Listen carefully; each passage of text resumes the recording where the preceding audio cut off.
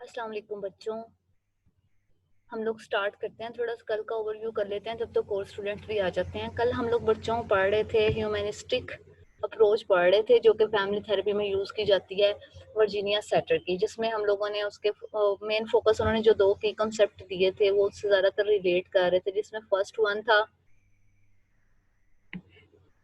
था कि हम लोग अपने सर्वाइवल स्टेंसेज मतलब डिफरेंट अपनी लाइफ के कॉन्फ्लिक्ट्स या डिफरेंट प्रॉब्लम्स को अवॉइड करने के लिए या उस स्ट्रेस को अवॉइड करने के लिए कौन कौन से सर्वाइवल स्टेंसेज यूज कर रहे होते हैं।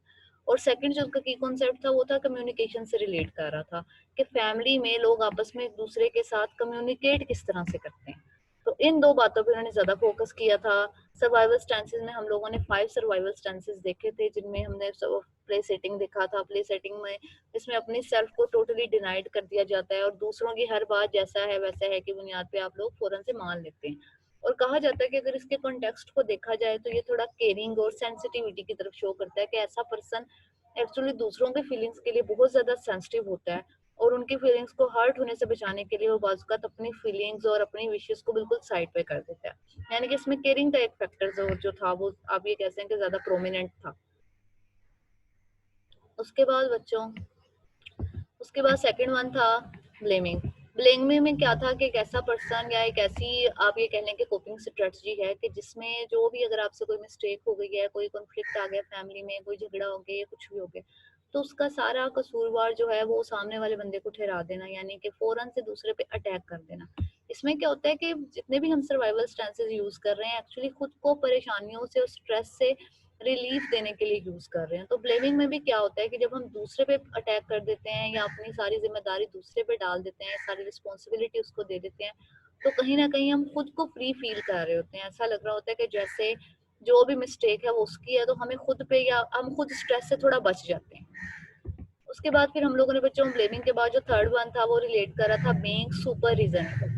बीइंग सुपर रीजनेबल जिसमें हम लोगों ने कल भी देखा था कि बीइंग सुपर रीजनेबल में ये होता है कि थोड़ी डीटैच पर्सनैलिटी होती है कि घर के किसी झगड़े में, किसी बात में, किसी कॉन्फ्लिक्ट में खुद से नहीं जाना है या खुद से उसमें आप ये कह लें कि पार्टिसिपेट नहीं करना है, हिस्सा नहीं लेना है, घर के किसी इवन रिस्पॉन्सिबिलिटी में भी हिस्सा नहीं लेना है। लेकिन इसके साथ साथ यहाँ पे इनके अंदर जो एक और फैक्टर होता है वो है इंटेलिजेंट।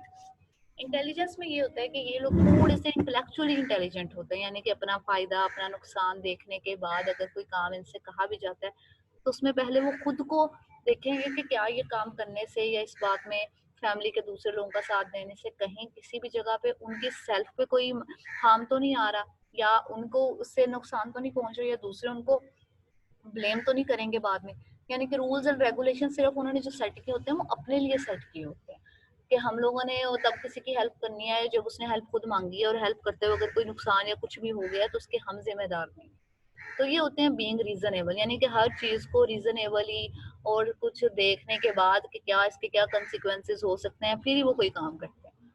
उसके बाद बच्चों उसके बाद जो फोर्थ वन था वो रिलेट कर रहा था कि बीइंग इररेलेवेंट। बीइंग इररेलेवेंट का मतलब है कि वो पर्सनैलिटी होती है, आप जिसको ये कह लें कि जिनको फैमिली के प्रॉब्लम से, फैमिली के कॉन्फ्लिक्ट से, फैमिली के अंदर क्या हो रहा है क्या नहीं हो रहा है, क्या रूल्स हैं क्या रेगुलेशन है, कैसा मेथड चल रहा है, किस किस तरह की फैमिली मैपिंग हो रही है, उन्हें इससे कोई इंटरेस्ट नहीं होता। यानी कि फैमिली के इश्यूज पे उनकी टेंशन होती ही नहीं है, अपने आप को बिल्कुल डिटैच रख रहे होते हैं, बिल्कुल इनरेलीवेंट समझ रहे होते हैं। और मैंने ये कहा था कि ज्यादातर ये इस तरह की जो स्ट्रेटजी है घर में कहा जाता है कि ज्यादातर छोटे बहन भाई यूज करते हैं, लेकिन छोटे बहन भाइयों के अलावा कोई और पर्सन भी घर में यूज कर सकता है। तो बिल्कुल ही आप साइड पे रहें, आप किसी की बात में बोलें ही ना, आप कोई रिस्पॉन्सिबिलिटी ही लेना नहीं चाह रहे हैं।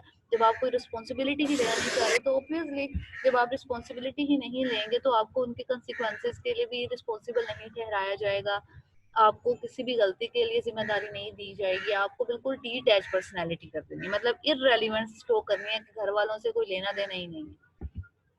उसके बाद बच्चों जब नेक्स्ट जो वर्जीनिया सेटर ने जो नेक्स्ट की कॉन्सेप्ट दिया था वो कम्युनिकेशन से रिलेट कर रहा था, जिसमें उसने एक्चुअली कंग्रुएंस की बात की थी कि एक्चुअली हम जितना जेन्युइनली और जितना ज़्यादा रियलिटी के साथ एक दूसरे के साथ फैमिली में कम्युनिकेट करते हैं, एक दूसरे के साथ इंटरेक्ट करते हैं, उतनी ही ज़्यादा हमारे इंटरपर्सनल रिलेशनशिप जो है वो ज़्यादा स्ट्रॉन्ग होते हैं और आपस में एक ट्रस्ट की आप ये कह लें कि ट्रस्ट का इन्वायरमेंट बिल्डअप हो जाता है, आपकी एक दूसरे के साथ रेपो बहुत अच्छी बन रही होती है। तो इसीलिए जब भी आप कहीं पे भी कम्युनिकेट करें, फैमिली में तो आप रियल होके करें। वहाँ पे आप किसी बात को, अगर आपको लग रहा है कि फैमिली से अगर आप जैसे बहुत सी बातें छुपा लेते हैं, आपको लग रहा होता है कि आप फैमिली को वहाँ पे उस परेशानी से बचाना चाह रहे होते हैं, लेकिन बाज़ औक़ात वो बात ऑब्वियसली फैमिली में कोई भी बात छुपी तो नहीं रह सकती है।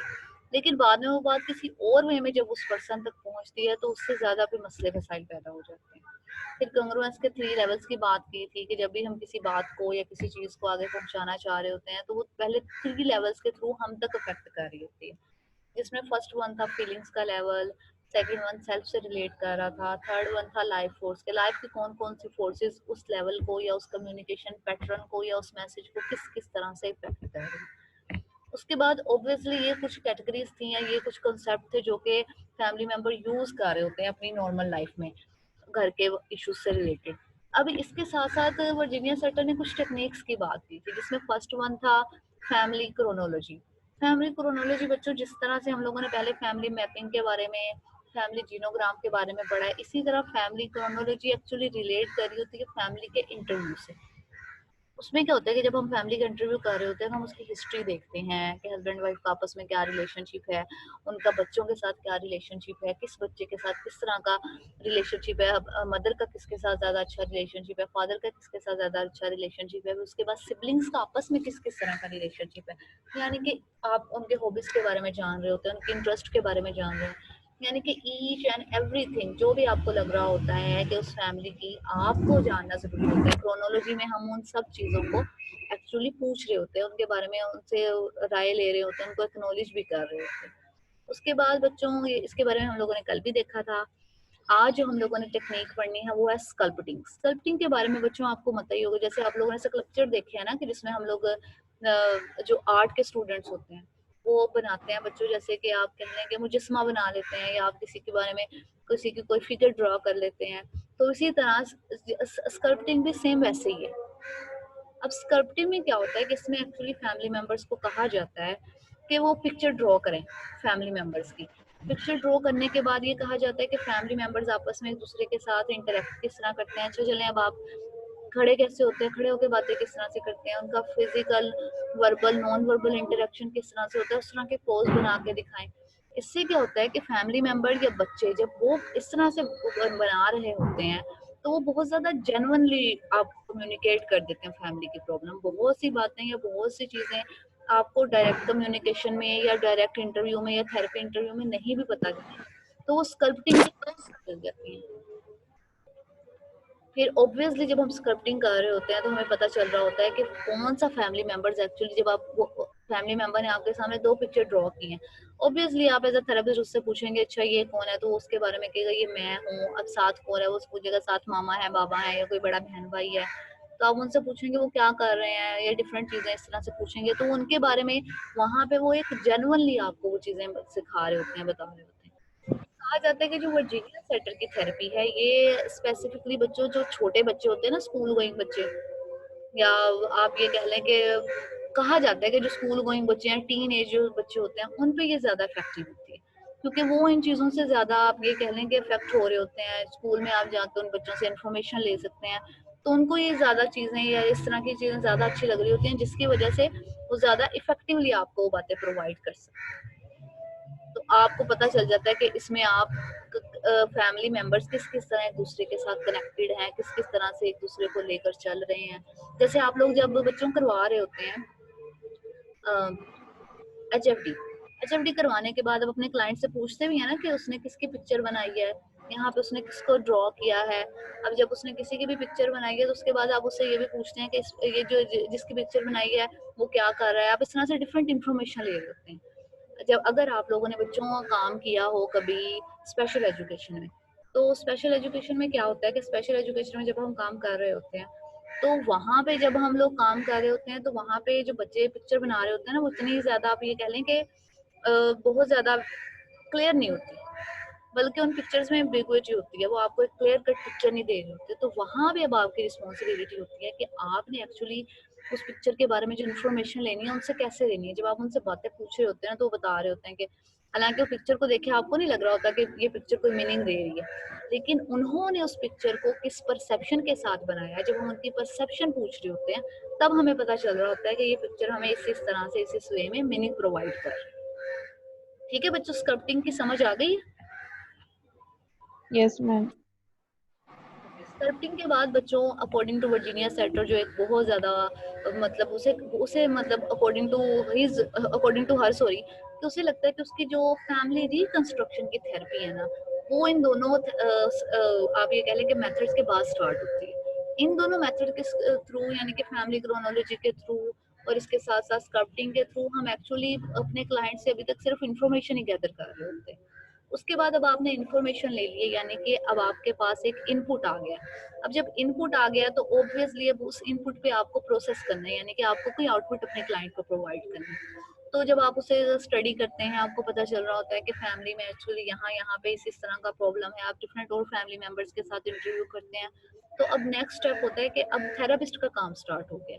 यानी अब उसने फैमिली के अंदर अगर कोई आप ये कह लें कि रूल्स एंड रेगुलेशन ठीक तरह से नहीं चल पा रहे हैं, फैमिली की मैपिंग ठीक तरह से नहीं है, फैमिली स्ट्रक्चर ठीक तरह से नहीं है, फैमिली की जो कंस्ट्रक्शन है, आपको लग रहा होता है कि नहीं अब हमें फैमिली की कंस्ट्रक्शन में को किसी तरह से दोबारा से रीशेप करना है।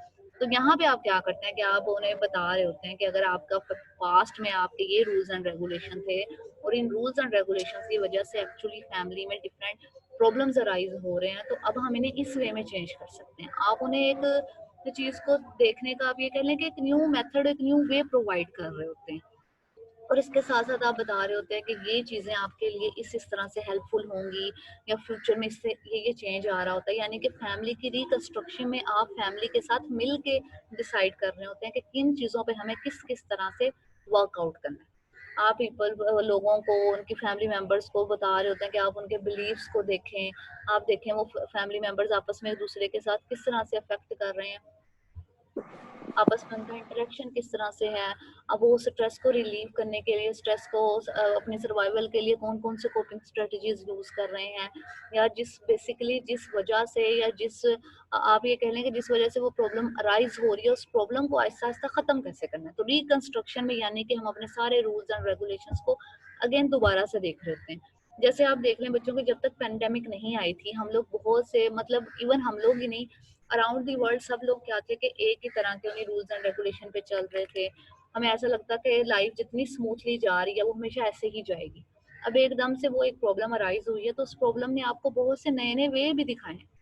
आपको, अब हमें पता चला है कि जी नहीं, अब हम पढ़ने के लिए जरूरी नहीं है कि हमें वो चीज, उन चीजों की तरफ ही जाना है, बल्कि हमें अब आपने देखा होगा कि अब हमें ये भी पता चला है कि हमारा आईटी का जो भी एक्चुअली हमारा जो आईटी का शोबा है, हमें उस पर ज़्यादा वर्कआउट करना चाहिए, उसको ज़्यादा इफेक्टिव बनाना चाहिए, ताकि वो जितना ज़्यादा इफेक्टिव वर्क करेगा उतना ही ज़्यादा हमारे लोगों को उसका ज़्यादा फायदा होगा। फिर अभी ये पता चला है कि जो बहुत से ऐसे इलाके हैं जो पाकिस्तान के बहुत से दूर दराज के इलाके हैं, आपको पता होगा कि अभी थोड़े दिन पहले मैं बीबीसी पे भी देख रही थी कि वहाँ पे वो ये दिखा रहे थे कि वहाँ के जैसे थर के जो रेगिस्तान वगैरह हैं, या चोलिस्तान के इलाके हैं, राजस्थान के इलाके हैं, वहाँ पे जो स्टूडेंट्स हैं, वहाँ पे क्योंकि इंटरनेट कनेक्शन भी नहीं है, वहाँ पे आपके जो, इवन आप जितना मर्जी कह लें बच्चों के ये आप ये 4G 3G जितना भी है, लेकिन बहुत से इलाके ऐसे भी हैं जहाँ पे ये चीजें अभी तक भी नहीं पहुंच पाई। इवन आपको लग रहा है कि आपका फैसलाबाद में हर जगह हर चीज या हर सिस्टम बिल्कुल ठीक चल रहा है, लेकिन यहाँ पे भी बहुत सी जगह ऐसी हैं कि वहाँ पे ये सिस्टम अभी ठीक नहीं चल रहा। तो वहाँ पे जो स्टूडेंट्स हैं, उनको, उनके लिए ये ऑनलाइन क्लासेस जो है वो सबसे ज्यादा बड़ा मसला है। मसला इस सेंस में है कि उनके पास एक तो ऑब्वियसली सिग्नल्स का प्रॉब्लम है। फिर वहाँ पे अगर आपके पास अगर कोई नेटवर्क आ रहा है, तो नेटवर्क का इशू भी ये है कि नेटवर्क बहुत सिर्फ एक आप ये कह लें कि उस इलाके के, उस रीजन के थोड़े से हिस्से में अच्छा आ रहा है, बाकी में नहीं आ रहा। तो लो, इवन जो बाकी स्टूडेंट्स है वो भी उस रीजन में जाएंगे, उस जगह पे जाके पढ़ पा रहे हैं। जैसे अभी हमने रिमशा को देखा, जैसे रिमशा बता रही थी उस दिन कि रिमशा के घर में जो सिग्नल है वो नीचे नहीं इतने अच्छे आते, इसी वजह से उसे छत पे बैठना पड़ता है। तो ये सारी अब आहिस्ता आहिस्ता इसी तरह से है कि जब हमें कोई प्रॉब्लम अराइज होती है, तो वो प्रॉब्लम एक्चुअली हमें एक नया वे भी साथ साथ दिखा रही होती है कि पहले से मौजूद सिस्टम में एक्चुअली ये कमी थी, अब हमने उस कमी को पूरा करना है। तो अगर हम पाकिस्तान के सिनेरियो में देखें, तो हमें नो डाउट हमारा हेल्थ सिस्टम तो अच्छा नहीं है, लेकिन ठीक है, हम उस पर भी वर्कआउट कर रहे हैं। लेकिन उसके साथ साथ हमें जो आईटी का फील्ड है उस पर ज़्यादा इफेक्टिवली वर्क करना चाहिए। अगर आप बहुत ज़्यादा डेवलप्ड कंट्रीज को देखेंगे, जैसे कि इटली है, यूरोप है, वो सारे कंट्रीज ज़्यादातर किस पे वर्क करेंगे, उन्हें लग रहा, उन्हें उनके ज़्यादातर फोकस इस बात पे है कि उनके कंट्री में जो हेल्थ का सिस्टम है, उन्हें जितना ज़्यादा अच्छा समझ रहे थे वो उतना ज़्यादा अच्छा नहीं है, और ऑब्वियसली उन्हें उस पर ज़्यादा काम करना है। तो इसी तरह जब फैमिली में कोई प्रॉब्लम अराइज होता है तो ऑब्वियसली वो प्रॉब्लम एक्चुअली हमें ये बता रहा होता है कि क्योंकि फैमिली में मौजूद जो ऑलरेडी आप एग्जिस्ट कर रहे हैं रूल्स एंड रेगुलेशंस, वो रूल्स एंड रेगुलेशंस ही इस प्रॉब्लम की वजह बन रहे हैं। तो हमें अब एक नए सिरे से कंस्ट्रक्शन करनी है। तो ऑब्वियसली फैमिली कंस्ट्रक्शन के प्रोसेस में क्या होता है कि हम क्लाइंट को क्लाइंट की लाइफ हिस्ट्री के बारे में देख रहे होते हैं, फिर हम उसकी फैमिली मैप के बारे में, जैसे भी मैंने पूछा, फैमिली क्रोनोलॉजी के बारे में देख रहे होते हैं, फिर स्कल्पटिंग के थ्रू हम उससे इन्फॉर्मेशन ले रहे होते हैं। फिर ऑब्वियसली आहिस्ता आहिस्ता क्लाइंट को जो फैमिली के रूल्स एंड रेगुलेशन है, उन रूल्स एंड रेगुलेशन से हट के कुछ एक्सटर्नल रूल्स एंड रेगुलेशन की तरफ लेकर जाते हैं।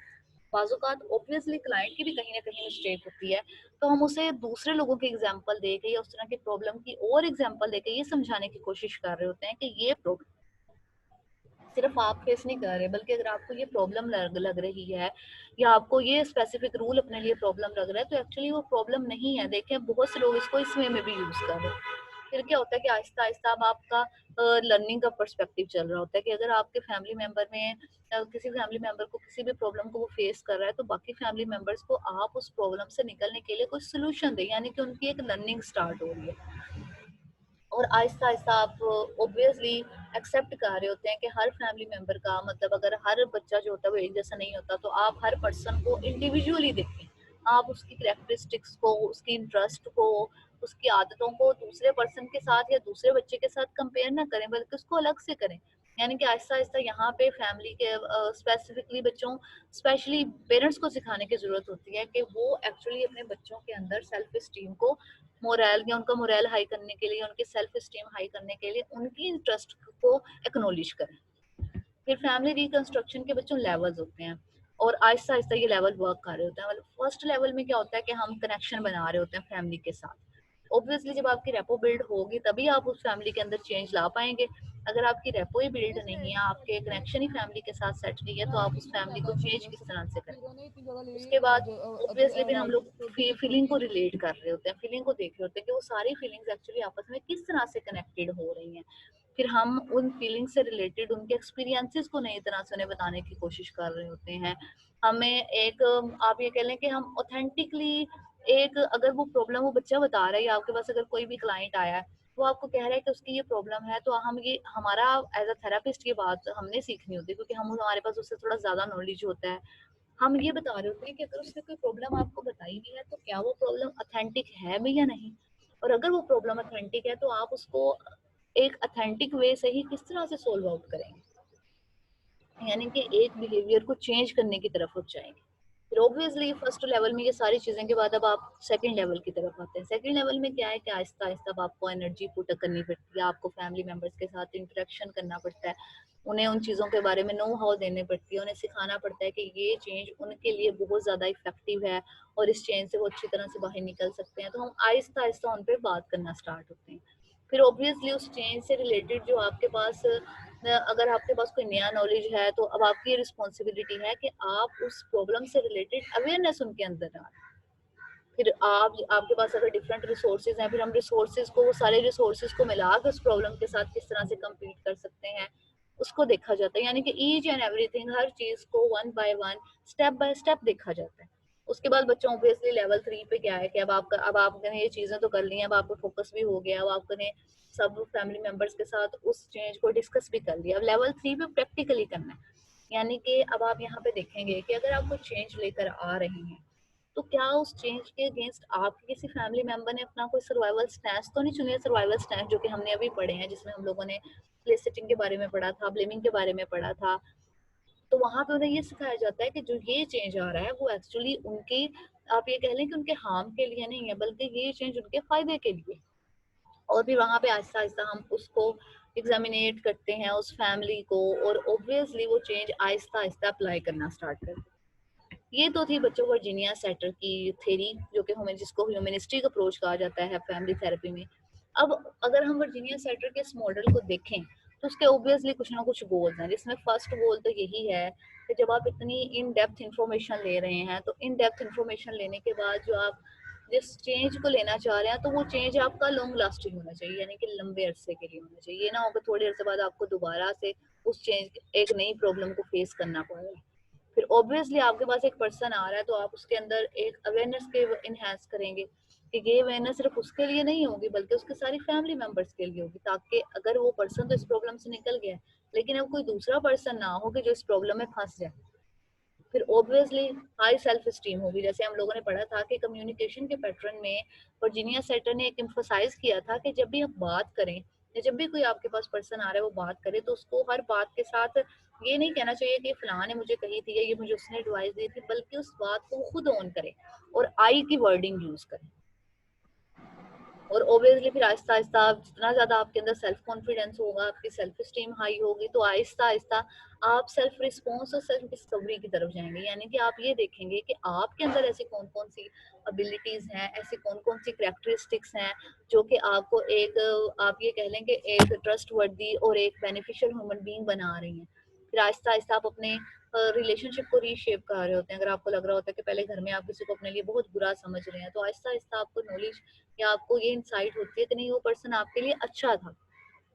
फिर ऑब्वियसली वो रिलेशनशिप या अपनी उन आदतों को डिस्कवर करना कि जिन जिन आदतों की वजह से या जिन कैरेक्टरिस्टिक्स की वजह से आपका जो एक स्मूथ रिलेशनशिप है वो आहिस्ता आहिस्ता डिसफंक्शन होना स्टार्ट। और आहिस्ता आहिस्ता ऑब्वियसली आपने अपने इंटरनल रिसोर्सेज को एक्सचेंज करना होता है अपने एक्सटर्नल बिहेवियर के साथ। फिर आप अपने अंदर को कॉन्ग्रुएंट लिविंग स्टाइल को अपनाना है, यानी कि जो आप जैसे हैं वैसा दिखाना है। ये नहीं है कि दूसरों को देख के अगर आपको शो ऑफ करना है तो वो शो ऑफ जो है ऑब्वियसली वो आपका एक आर्टिफिशियल है। जितने ज्यादा आप रियल होंगे उतने ही ज्यादा आप ये कह लें कि हर तरह की तकलीफों से और हर तरह की स्ट्रेस से थोड़ा बच के रहेंगे। तो ये बच्चों कुछ गोल्स है और होप्स सो आपको ये थेरेपी भी समझ आ ही गई होगी। यस बीएसए मैम, जी मैम समझ आ गया। यहाँ पे किसी भी पॉइंट पे अगर आपको किसी बात की नहीं समझ लगी तो काइंडली मुझे बता दीजिए ताकि मैं आपको दोबारा से उसको करवा दूं।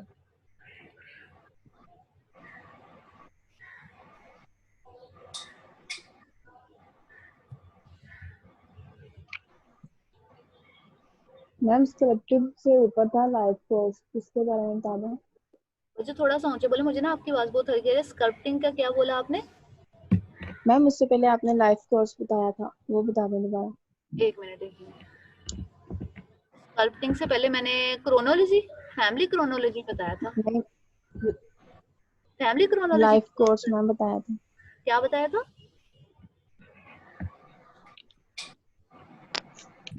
मैम लाइफ कोर्स, मैम जिसमें 3 टाइप्स थी ना, फीलिंग, सेल्फ और थर्ड था लाइफ कोर्स।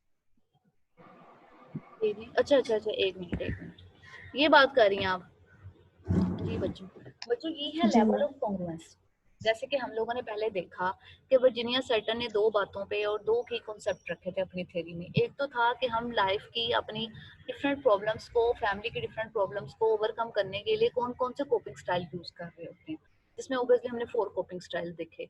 उसके बाद उसने सेकंड जो उसका की कॉन्सेप्ट था वो था कि हमारा जो कम्युनिकेशन पैटर्न है वो कॉन्ग्रुएंट होना चाहिए। कॉन्ग्रुएंट इन द सेंस कि अगर हम लोग जितने ज्यादा जेन्युइन होंगे, जितने ज्यादा रियल होंगे, हमारा जो कम्युनिकेशन है वो उतना ही ज्यादा हमारा अच्छा होगा, हमारे दूसरों के साथ इंटरेक्शन ज्यादा अच्छी होगी, ट्रस्ट वर्दी होगी, रेपो अच्छी बिल्ड होगी। अब यहाँ पे जब हम कंग्रुएंस को देख रहे होते हैं तो वहां पे उसने कहा था कि कंग्रुएंस के एक्चुअली 3 लेवल होते हैं। लेवल 1 पे क्या होता है कि आप किसी भी चीज के बारे में कुछ फील कर रहे होते हैं, अभी आप वो कह नहीं रहे, अभी आपका फोकस सिर्फ आहिस्ता आहिस्ता उससे टच हो रहा है, यानी कि आपको किसी फीलिंग के बारे में पता चल रहा है, किसी भी पर्सन से के लिहाज से फीलिंग के बारे में पता चल रहा है। अब आपको फीलिंग आपका मतलब किसी पर्सन के बारे में आपको कोई आदत पता चलती है या चले फैमिली का कोई इशू स्टार्ट हो जाता है, तो फर्स्ट ऑफ ऑल उस इशू से रिलेट आप फील करते हैं। आप सैडनेस फील करते हैं, हैप्पीनेस फील करते हैं, एंशियस फील करते हैं, डिप्रेस हो जाते हैं, कुछ भी। अभी सिर्फ वो फीलिंग का लेवल, फीलिंग के लेवल के बाद हम लेवल 2 की तरफ जंप कर देते हैं। यानी कि आहिस्ता आहिस्ता फीलिंग्स के बाद हम आहिस्ता आहिस्ता सीखना स्टार्ट करते हैं कि एक्चुअली वो फीलिंग्स आपकी अपनी पर्सनैलिटी पे या हमारी अपनी ज़ात को किस तरह से इफेक्ट कर रही है। यानी कि अब हमने आहिस्ता आहिस्ता परसेप्शन चेंज करना स्टार्ट किया। यानी कि अब हम एक आप ये कह लें कि उस फीलिंग, पहले वो फीलिंग अकेली थी, अब हम ये देख रहे होते हैं कि उस फीलिंग के साथ एक हार्मनी या कनेक्टेडनेस कर रहे होते हैं, यानी कि उसके साथ कनेक्ट हो जाते हैं कि वो फीलिंग आहिस्ता आहिस्ता हमें किस तरह से इफेक्ट कर। ऑब्वियसली वो सेल्फ के लेवल पे आके हमें पता चल जाता है कि मतलब अगर आप सैड हैं तो ऑब्वियसली आप रोएंगे, कुछ भी होगा, आप कोई काम नहीं ठीक तरह से कर पाते, आपकी प्रोडक्टिविटी डिस्टर्ब होती है, फंक्शनिंग आपकी डिस्टर्ब हो जाती है। फिर आ जाता है थर्ड लेवल। थर्ड लेवल होता है द फोर्स, यानी कि अब आपको फोर्स कर दिया जाता है यानी कि थर्ड लेवल पे आपको फोर्सफुली आप पे प्रेशर डाल दिया जाता है कि अब आप अपनी इनर फोर्स को जानें या अपनी इनर फीलिंग्स को देखें, उन फीलिंग्स को जो सिर्फ आपने पहले अपने अंदर रखी हुई हैं, अब उनको कम्युनिकेट करें दूसरे लोगों तक। ऑब्वियसली घर में कोई भी इशू है, पहले आप सिर्फ खुद फील कर रहे हैं, अब आप कह नहीं पा रहे कि आपने इससे क्या फील किया। घर में किसी के साथ कुछ मिसहैप हो गया है, अब ऑब्वियसली किसी भी बहन भाई के साथ कुछ होता है, अगर आप जॉइंट फैमिली सिस्टम में रहते हैं, किसी कजन के साथ होता है या किसी भी पर्सन के साथ होता है, तो आप कुछ भी फील कर रहे हैं, पहले सिर्फ वो फील कर रहे हैं। फील करने के बाद क्या आपकी अपनी ज़ात आती है कि आपको उसका दुख हुआ। उस दुख के बाद ऑब्वियसली आपकी इनर फोर्स होती है कि आपको जो दुख हुआ है या आपने कुछ अगर फील किया इस तरह का, तो अब आप ये बात उसे भी जाकर बताएं। जब आप उसे कम्युनिकेट कर रहे होते हैं, तो वो आप जब तक जेन्युइन होकर जब उसे कम्युनिकेट करते हैं बच्चों, तो उस वक्त एक्चुअली वो होती है आपकी कंग्रुएंस का लास्ट लेवल, कि आपने जो सुना है या जो आपने फील किया, आपने वो फौरन से जाके उसे बताया। समझ आ गया बच्चे? जी मैम, आ गया समझ। बच्चों मुझे ना आपकी आवाज बहुत ही ज्यादा हल्की आ रही है। मैम आ गया सब आ समझ। गई। ठीक है, ये तो थी बच्चों वर्जीनिया सेटर की ह्यूमनिस्टिक अप्रोच इन द, आप ये कह लें कि फैमिली थेरेपी। अब यहाँ पे वर्जीनिया सेटर की, मतलब मैं बुक का पेज आपके सामने करती हूँ, वहाँ पे उन्होंने एक केस दिया हुआ है कि जिससे वर्जीनिया सेटर के अकॉर्डिंग कि अगर हम उस केस को पढ़ें तो शायद हमें थोड़ा और आइडिया हो जाए कि वो उन्होंने वो इन चीज़ों को किस तरह से लेकर चली। चलिए फिर आयशा तैयार हो जाए, आपको ही पढ़ना पड़ेगा। लाए मैम।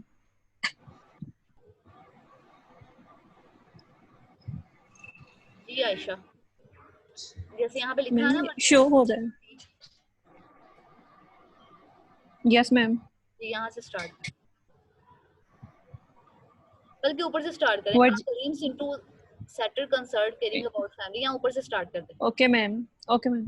थोड़ा सा आइडिया हो जाए। A glimpse into Saturn concern and caring about family members can be seen in this interaction with Kobe, the middle child and only boy of 5 children. A brief dialogue with Kobe is followed by Saturn's explanation of her own experience at the time, illustrating her compassion and her attention to feelings within the family.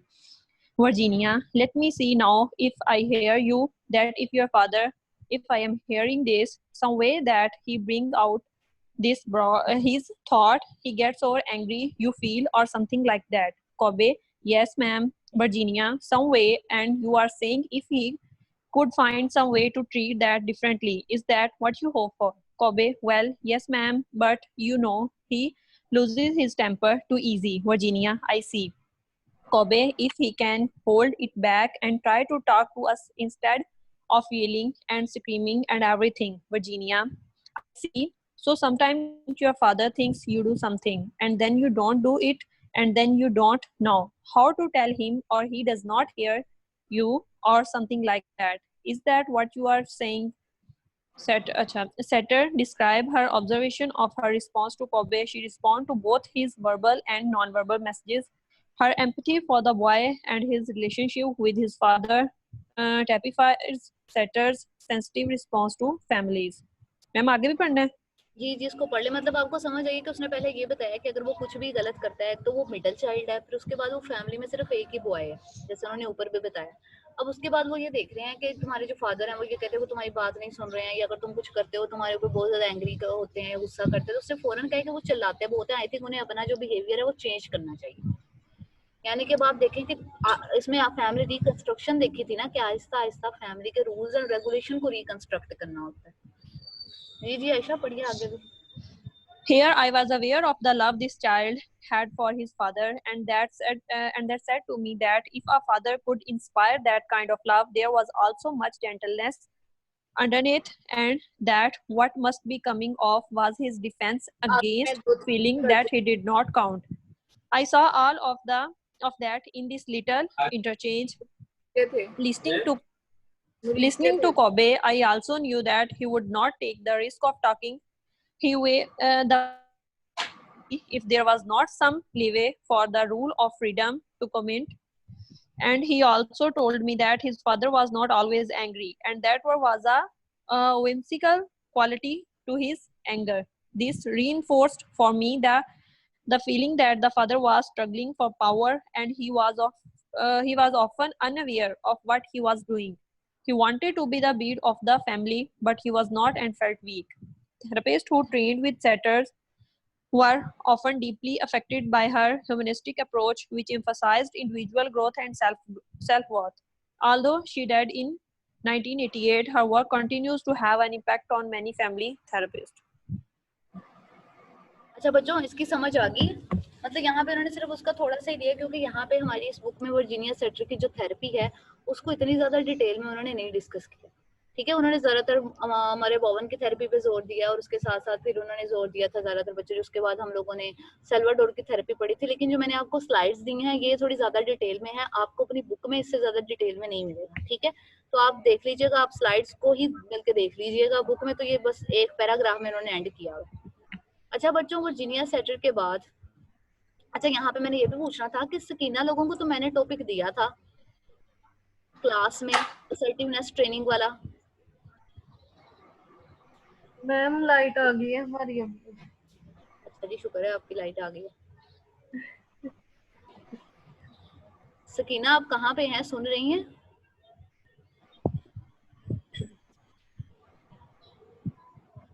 मैंने तो नहीं join किया हुआ। अच्छा बच्चों, जी ma'am. Sakina मैंने आपको ये बताना था कि आपको तो मैंने शायद क्लास में टॉपिक दिया था असर्टिवनेस ट्रेनिंग पे। मैम मैं कंसाउंड स्किना नहीं हूँ, शायद उसको आवाज नहीं जा रही होगी। अच्छा फिर आप चलिए उसे बता दीजिएगा, शायद उसे भूल गया हो, लेकिन एक दफा दोबारा से बता दीजिए, क्योंकि सह ने मुझे लिस्ट सेंड की थी कि जिसमें आप लोगों ने का भी आगे लिखा हुआ था कि आपको भी अभी तक टॉपिक नहीं मिला। ठीक है मैम। अच्छा मरियम और इकरा, आप लोगों का टॉपिक है रियलिटी थेरेपी। Okay ma'am. ठीक है, बुक में से आपको मिल जाएगा इजीली, और बाकी लोगों के टॉपिक्स भी इंशाल्लाह ताला मैं कल तक दे दूंगी। आप प्लीज मरियम वो टॉपिक तुमने मेरा लिखा हुआ था एसीटी वाला जो था, या किसी और आयशा का? मेरा ख्याल है मैम एसीटी आपने हमें ही दिया था। एसीटी मैंने प्रेजेंट किया था आयशा। एसीटी तो मुनज़्ज़ा ने प्रेजेंट किया था। तो अच्छा सही है, मैं ठीक है मैम। एक्सेप्टेंस सेंटर थेरेपी नहीं आयशा हमारा नहीं है हमारा पता क्या है, इसने मरियम तारिक ने ना टॉपिक लिख के तो आगे आयशा लिखा था, तो मैंने कहा शायद हमारा हो। मैंने मैम लिखा है हमारे पास टॉपिक, लेकिन वो ढूंढने वाला है तो मिल जाएगा फिर मैं। हाँ जी, जरा ढूंढ लीजिएगा जल्दी, क्योंकि बच्चों इसके बाद अब आपकी बारी बोलने की है। Okay ma'am. प्रेजेंटेशन में आपका नहीं होगा कि आपके प्रेजेंटेशन डेली बेसिस पे ही हो, तो इसलिए तैयार ओके हो मैम, जब आप हुक्म दें। हाँ जी, मैं आपको हुक्म ही दे रही हूँ। और रबिया आपको भी अभी तक नहीं मिला ना टॉपिक? नो मैम, शायद नहीं, मुझे लगता मैंने दिया था। मुझे तो नहीं दिया था। अच्छा एक मिला। अलीना नहीं मिला आपको? चलें ठीक है, आप लोगों को भी इंशाल्लाह पूरी कोशिश है कि मैं कल तक दे दूं। अच्छा चलें, बल्कि मैं ढूंढ ही लेती हूँ। मुझे और इकरा को भी नहीं मिला था। ओके मैम, एक मिनट बच्चों, मैं आप लोगों को ना दे ही देती हूँ, बल्कि देने की ट्राई करती हूँ। मैम आप लिस्ट बना के तो बता देंगे क्या सीक्वेंस होगा, हम खुद हिसाब से प्रिपेयर रहेंगे स्लाइड के साथ। मैम मुझे भी नहीं मिला। हाँ जी कशिफ आपको भी नहीं मिला। अच्छा तुम्हें क्या करना है प्रेजेंट करके? रोटी पानी खा, मौज कर। अच्छा तू खा, तेरे ते सूट करदा है रोटी पानी।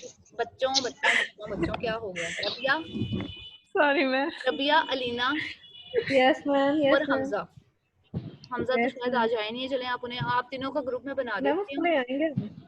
रबिया, अलीना और हमजा, आपका टॉपिक है प्ले थेरेपी। जी प्ले थेरेपी। Okay ma'am. ठीक है, ये ज्यादातर बच्चों पे होती है, जिसमें हम लोग डिफरेंट वो जो टॉयज हैं, या इसको टॉय थेरेपी भी कहते हैं, बहुत सी जगहों पे प्ले थेरेपी भी कहते हैं, जिस भी नेम से आपको मिले आप देख लीजिएगा। और मेरे पास 1 मिनट में सहर ने जो मुझे सेंड किया था मैं वहां से देख ही लूं। Yes ma'am. आपने EMT किसको दिया था? AMT? ये AMT पूरा क्या बनेगा? AMT ma'am eye movement therapy. कौन सी बच्चों, आवाज नहीं आ रही? आई मूवमेंट थेरेपी दिया था किसी को? अब ये मुझे नहीं पता, आपने तो कहीं लिखा होगा। मैम ये तो नहीं टॉपिक लिखा हुआ है, आगे नहीं लिखा हुआ। किसको दिया था आपने? ये कौन बोल रहा है कि टॉपिक लिखा हुआ है आगे नहीं लिखा हुआ? किसे दिया था? मरियम तारिक है मैम। मरियम आपको ही तो नहीं था दिया कहीं? नो मैम, हमें नहीं दिया था आपने। अच्छा मरियम, आपको तो पता चल गया ना, आपका रियलिटी थेरेपी है और अलीना लोगों का है प्ले थेरेपी और टॉय थेरेपी। उसके बाद आप बोल रही हैं कि मैंने आई मूवमेंट थेरेपी भी किसको दिया था। चलो कोई बात नहीं, अब दे देती हूँ किसी को। मैम मुझे चेक कर लेने दे, अगर हमारा ना हुआ तो मैम फिर और दे दीजिएगा। अच्छा फिर ऐसा कीजिएगा, चलिए कल तक बता दीजिएगा, ठीक यस है, मैम। ताकि मैं बाकी लोगों को मैम भी इसका यस मैम मैम। टॉपिक का सीक्वेंस भी सेंड बता दें हमें, ताकि हम उस हिसाब से तैयार रहें। अच्छा अच्छा, मैं ऐसा करती हूँ, मैं ना इंशाल्लाह ताला आपको बच्चों एक लिस्ट ही बना दूंगी कल तक या वीकेंड, यस मैम। जिसमें मैं आपको बता दूंगी फर्स्ट ग्रुप किसकी बारी है। ऑब्वियसली जिनको मैंने टॉपिक पहले दिए हुए हैं जब हम क्लास में थे, उनकी पहले बारी होगी, जिन्हें अब दे रही हूँ उनकी बाद में आएगी, लेकिन ईद से ओके पहले पहले मैम। मैं आपको दे दूंगी। Okay ma'am. मैम असाइनमेंट्स बनाएंगे या यस स्लाइड्स मैम, ही मैंने बनाए सिर्फ? बच्चों वैसे होनी तो असाइनमेंट भी चाहिए। मैम स्लाइड्स ही कर लेते हैं। मैम कहाँ आपने इतनी संभाल रही है? चलिए, अगर आपको लगता यस है कि मैम। स्लाइड में आप इतनी इन्फॉर्मेशन दे सकते हैं तो आप स्लाइड्स बना लीजिए। इंशाल्लाह मैम। हाँ, फिर स्लाइड ज्यादा अच्छी हो, मतलब कि जिसमें आप पूरी इन्फॉर्मेशन बता रहे हो, सिर्फ ये ना हो कि आपने एक एक वर्ड लिखा हो। मैम ओके बात मैम सुनिएगा। वैसे भी मैम। पहले असाइनमेंट बनानी पड़ती है, पहले हम मटेरियल लेंगे फिर ही हम जी स्लाइड्स में बच्चों, फिर भी डालेंगे। आपको असाइनमेंट तो बनानी पड़ेगी ना। बेशक, और मैम जी आपको ओके मैम। जी करके जी सबमिट करवानी होती है। जी इकरा तारिका आप सही कह रही हैं। हाँ जी। मैम मेरी बात सुनेंगी? जी जी जी जी, सुनाइए सुनाइए। मैम सीआर अगर ना आ सका तो फिर कश्यप दे दे उसकी जगह, मतलब यार अपनी जगह ही कश्यप हमारे साथ, अगर क्यों, अमीर हमजा ना आया तो। हमजा सीआर बन गया? Ma'am ma'am easy. साहब का सीआर है। ना हम सीआर ही कहते हैं। अच्छा बच्चों, मैम वो पहले सबसे वही था, इसलिए कहते हैं। अच्छा बच्चों, अगर वो नहीं आएगा तो बताएं मैं उसके नंबर कैसे लगाऊंगी। अब आप ऐसा कीजिएगा, उसका नेम इंक्लूड कर लीजिएगा ग्रुप में, फिर आप कश्यप को अपने साथ रख लें, वो यस भी मैम। यहाँ ट्रांसलेटर बैठी है। ठीक है। Okay ma'am.